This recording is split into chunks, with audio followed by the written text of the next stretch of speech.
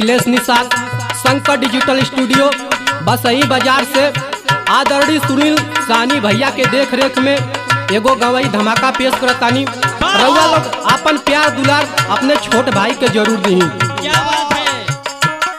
कमरिया ढके सोए गए, कमरिया ढके सोए गए, सखी रात सैया हो कमरिया ढके सोए गए।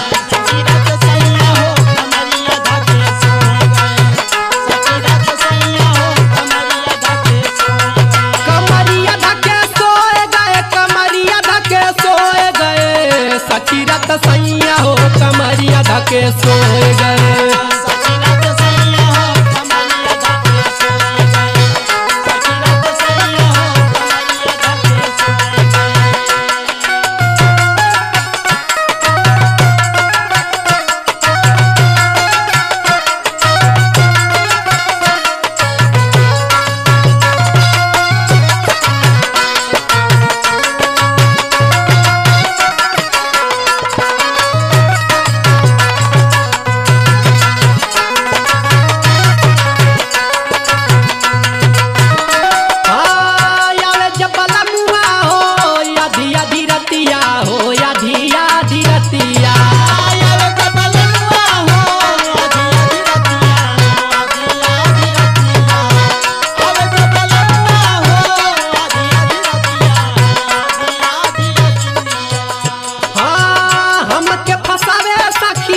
अपने ही बतिया हो, अपने हो बतिया,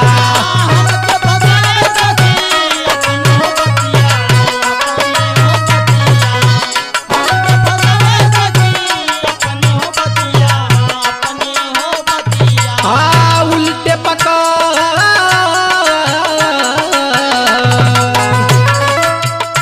हाँ उल्टे पकड़ राजा सीधे कर सोए गए, सखी रात सैया हो कमरिया ढके सोए गए।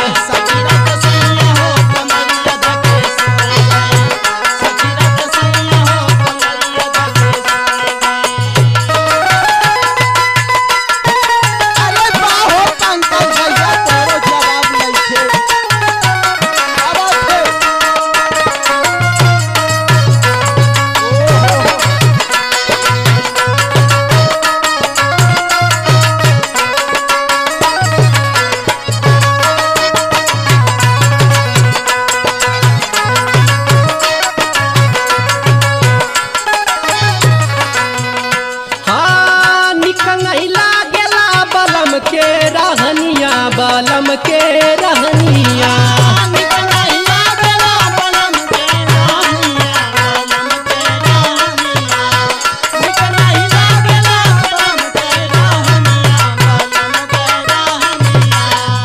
हाँ जब अधिरतिया के कर छेड़खनिया हो, करे छेड़खनिया,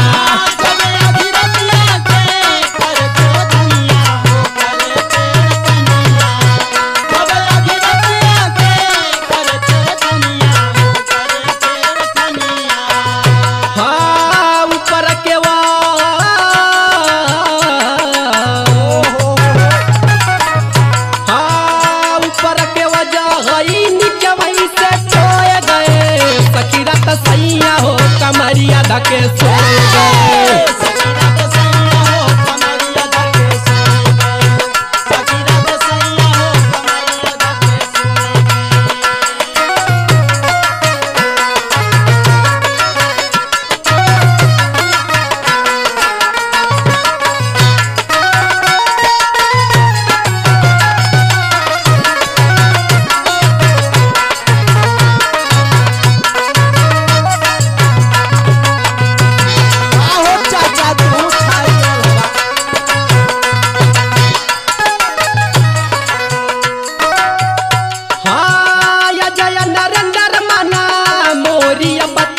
हो मोरी बतिया,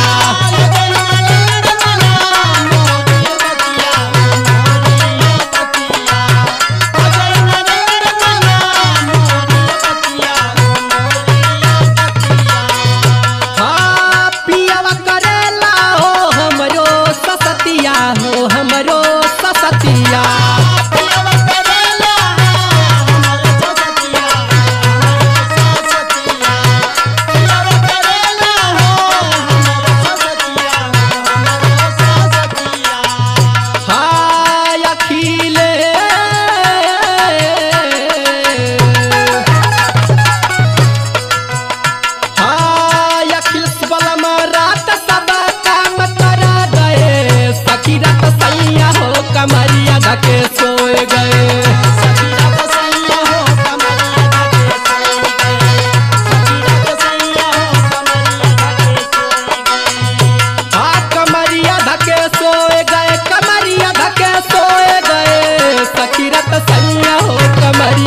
से